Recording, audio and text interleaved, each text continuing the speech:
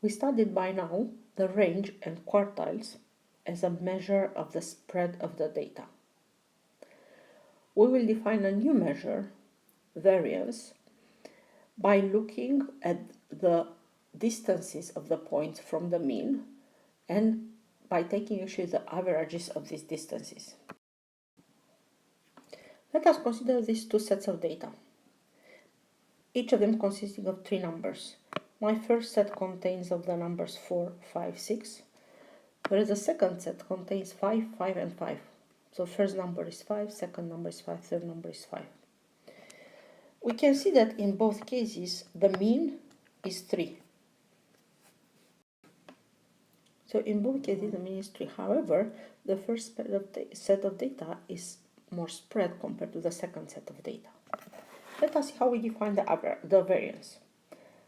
So if I am looking at the first set of data, my first number is 1 below the mean. So this distance from the number to the mean is -1. For the second number, the distance is 0, and for the third number from the number to the mean, the distance is 1.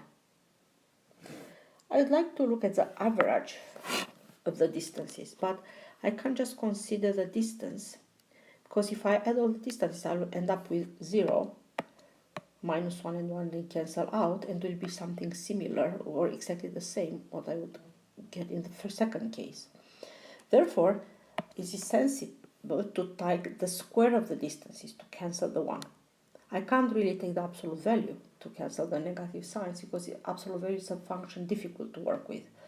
So I'm going to consider the square of the distances. So for the first number, the distance is number 4 minus the mean 5 squared, plus second number is 5 minus the mean squared, and third number is 6 minus the mean squared.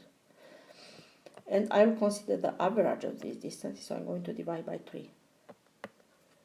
My answer is 2/3, and this is a variance in the first case. For the first set is 2/3. Standard deviation, denoted by the Greek letter sigma, so standard deviation is denoted by sigma,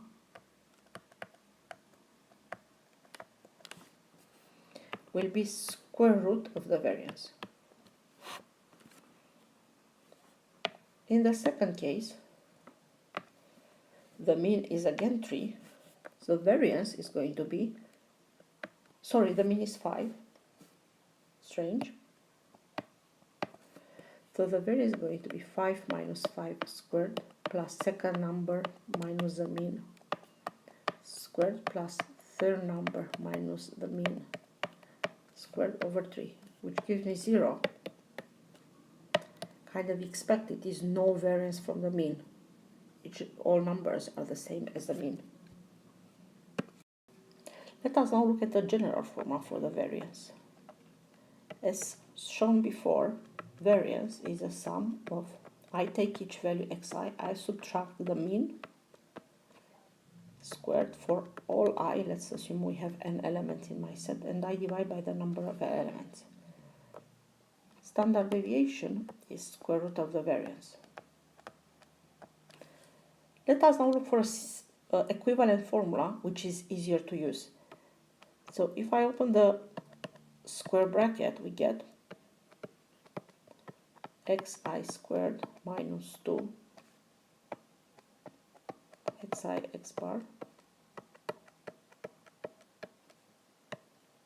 over n for all I starts from 1 to n. And I can continue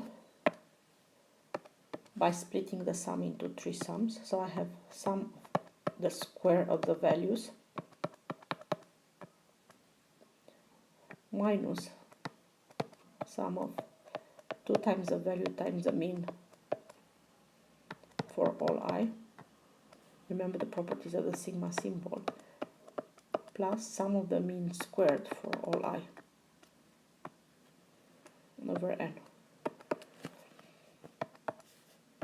So my formula is sum of the mean of the square of the values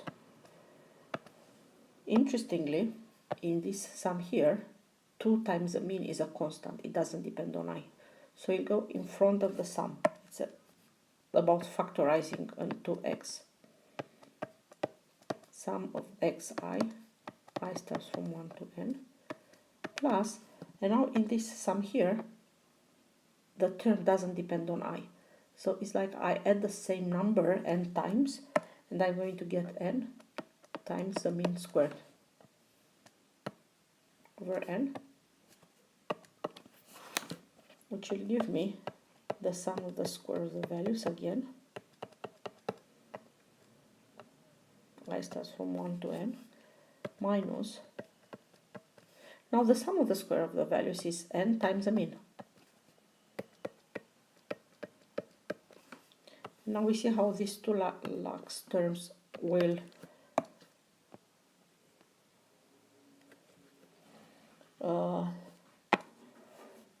add together. So we have sum of the square of the values minus n times the mean squared over n.